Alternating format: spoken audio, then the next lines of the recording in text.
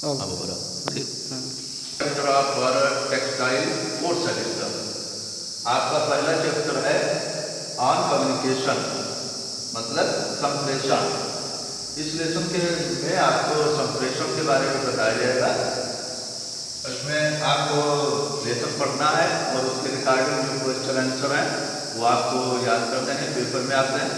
इसके relating exercises आएंगी। पहला क्वेश्चन है आपका, what do you mean by the term communication. Communication शब्द से आप क्या समझते हैं? How it is important to family and society. ये हमारे परिवार और हमारे समाज को कैसे प्रभावित करता है?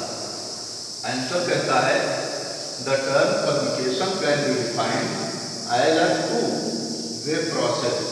कम्युनिकेशन शब्द दो प्रोसेस को डिनोट करता है या बताता है, that involve sending and receiving of ideas, जिसमें अपने विचारों का आदान और प्रदान दोनों शामिल होते हैं। इंफॉर्मेशन एंड मैसेजेस, सूचनाएं और मैसेज मतलब कोई भी संदेश, बिटवीन सेंडर एंड रिसीवर।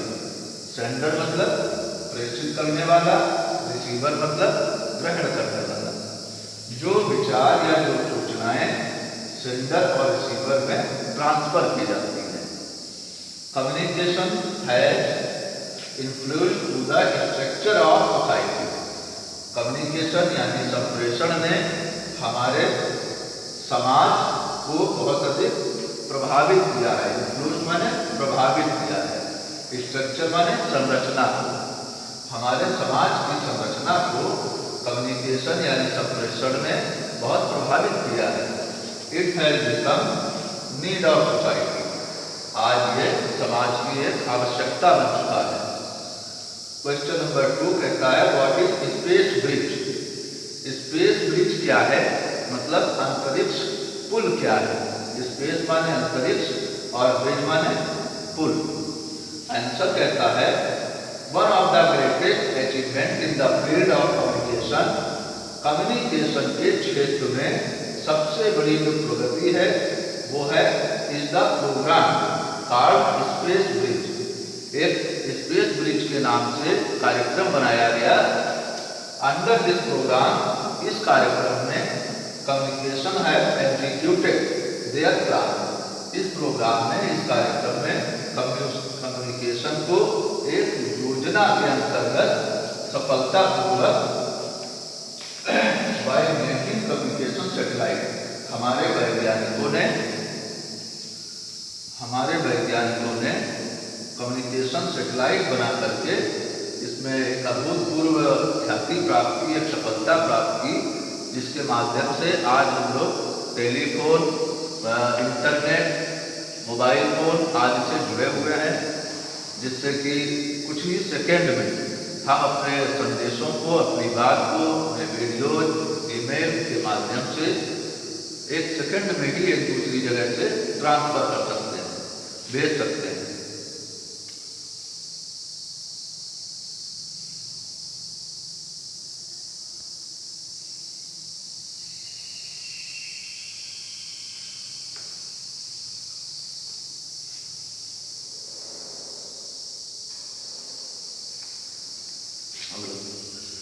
आपका क्वेश्चन नंबर 3 है, कहता है, what do you learn about the system of communication among animal and birds. Communication यानी जानवरों और पक्षियों में संप्रेषण कैसे होता है, इसके बारे में बताइए।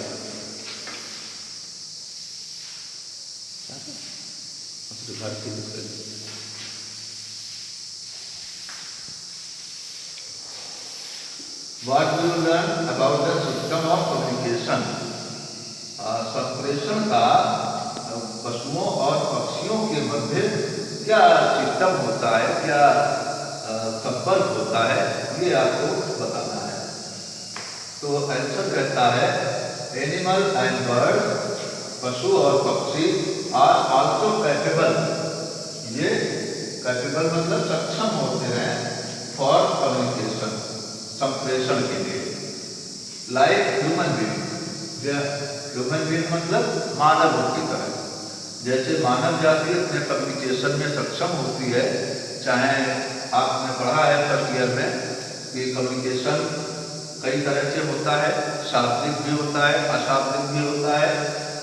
जो मानव जाति है वो कम्युनिकेशन दोनों तरीके से करती है, चाहे वो शाब्दिक हो या अशाब्दिक हो, मुंह से बोला गया या मुंह से नहीं बोला गया। सपोज दैट हमारे शरीर के अंगों के इशारे से भी बात होती है, आपने पढ़ा है। तो दे है देयर आउन मेथड, दे मतलब पशु पक्षियों का, दे है देयर आउन मेथड, उनका अपना एक तरीका होता है फॉर कम्युनिकेशन, संप्रेषण का। फॉर एग्जाम्पल, उदाहरण के लिए Honey tractor, sorry for example Honey बीज, हनी बीज मतलब मधुमक्खी। हनी बीज टेक्टर का स्पेशल डांस, जो मधुमक्खी होती है वो एक खास तरह का नृत्य करती है, नाचती है अपने शब्दों में, टू इंडिकेट बताने के लिए, क्या बताने के लिए, लोकेशन, लोकेशन मतलब कहाँ पर है, डायरेक्शन मतलब किस दिशा में है, एंड अमाउंट मतलब कितना है, ऑफ नेक्टर, नेक्टर मतलब फूलों का रस, फूलों का रस कहाँ है, किस दिशा में है और कितना है, ये अपने दूसरे ग्रुप को बताने के लिए, अपने ग्रुप को समझाने के लिए वो एक खास तरह का डांस करती है। तो इससे हमको पता चलता है कि पशु पक्षी जानवर भी आपस में संप्रेषण करते हैं। इसी तरह से बहुत सारे एग्जाम्पल हैं, जैसे डॉल्फिन मछली होती है तो वो भी एक दूसरे से बातचीत करती है, उनका एक खास तरीका है, वो अपने चोंच एक दूसरे से लगा करके मैसेज को कन्वे करते हैं।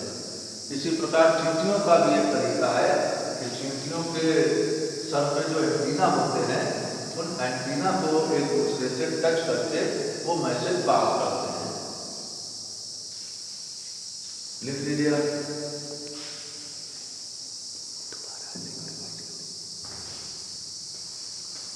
मैं ये 3 क्वेश्चन आपको एक बार फिर से रिपीट करा देता हूँ।